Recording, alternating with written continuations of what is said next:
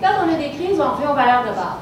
Valeurs de base, entre autres, c'est diversification. Pas mettre tous ses œufs dans le même panier. Donc, pas tout miser sur une seule région ou une seule ville.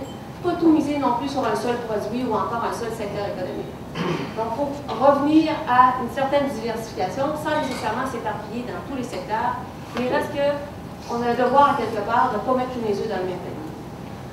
Ensuite, on s'est rendu compte que le libéralisme, à tout craint, a des limites. Vous savez, la fameuse main invisible là, qui gère les marchés, là, on s'est rendu compte qu'elle pouvait frapper aussi.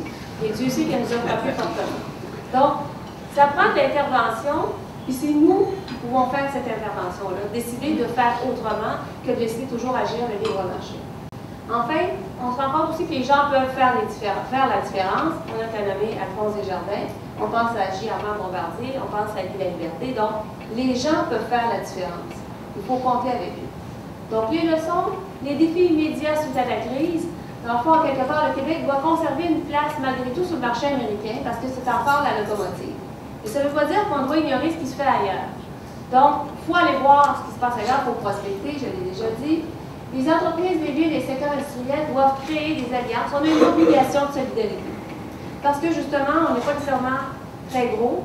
Donc, il faut qu'on se mette ensemble pour être capable d'offrir quelque chose qui va répondre à la demande des grands donneurs d'ordre ou encore des grands marchés. Donc, le Québec doit plus que jamais aussi former la main-d'œuvre dans un contexte de rareté. Dans ce contexte-là, on n'a pas les moyens de laisser les gens derrière, comme je le disais tout à l'heure. Donc, faire davantage. Faire davantage, c'est utiliser plus adéquatement les ressources qu'on a en place. Donc, penser à la transformation, pas seulement à faire partir les matières premières une fois qu'on les a extraites. Puis, il faut penser en termes de marché, il faut penser en termes de produits. Donc, les lingots d'aluminium, il faut penser au-delà du marché de l'automobile. Il faut penser dans le secteur de la construction, dans le secteur de l'alimentation. Il y a énormément de choses qui sont possibles. On peut penser à la forêt. Il faut aller au-delà du 2x4, on vous le dit, tant et plus. Et M. Boutier va probablement vous en reparler demain.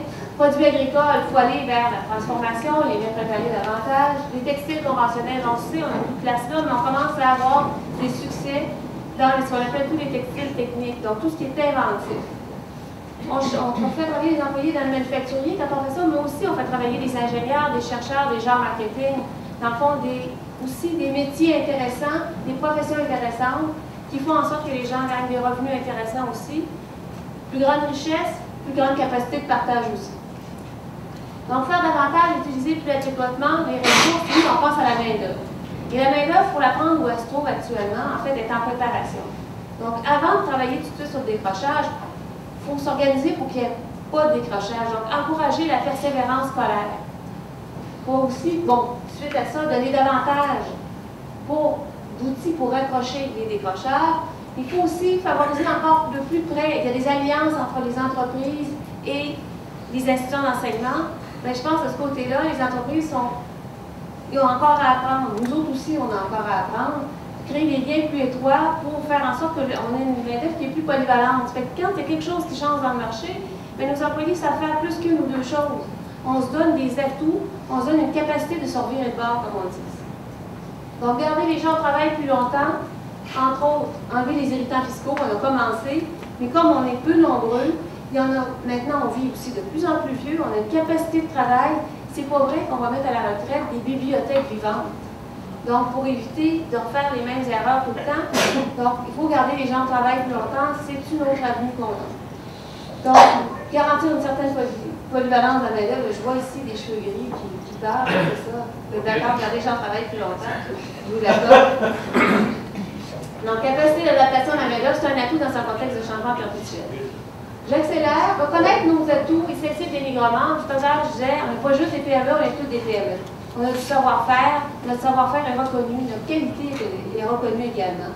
On fait du sur-mesure, on a une rapidité d'exécution qui nous rend, qui fait en sorte qu'on nous recherche aussi et on est capable de fabriquer ce qu'on appelle en petits lots. On ne fait pas essentiellement des grosses quantités, puis quand il vient le temps de faire autre chose, on a une souplesse qu'on s'est donnée et qu'on a déjà, faisons-la valoir. Par ailleurs, proximité du marché américain.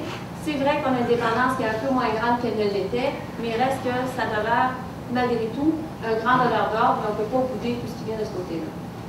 Mettre nos choix à l'épreuve, bien en fait, essayer de voir, de revoir, est-ce qu'on est prêt à faire toujours le même trade-off, le même, en fait, en français, on parle d'arbitrage, entre ce qu'on dépense en investissement et la dette publique.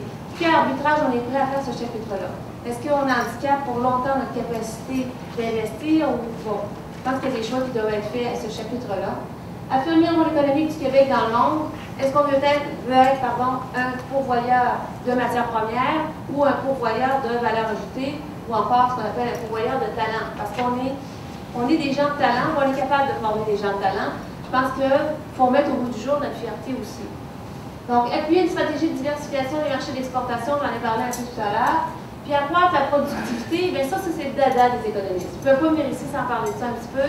Puis là, je vais ouvrir une brève parenthèse parce que le temps court. Dans le fond, accroître la productivité, pourquoi? Bien, justement pour créer de la richesse pour partager avec tout le monde. Tout le monde s'entend, on parle de la société québécoise. Pourquoi laisser le genre en arrière? Donc, petite parenthèse, la productivité, c'est pas juste acheter des équipements. C'est avoir aussi des employés qui sont polyvalents, comme je le disais tout à l'heure. Vous voyez, je tape toujours sur les mêmes clous. Investir dans l'éducation et la formation.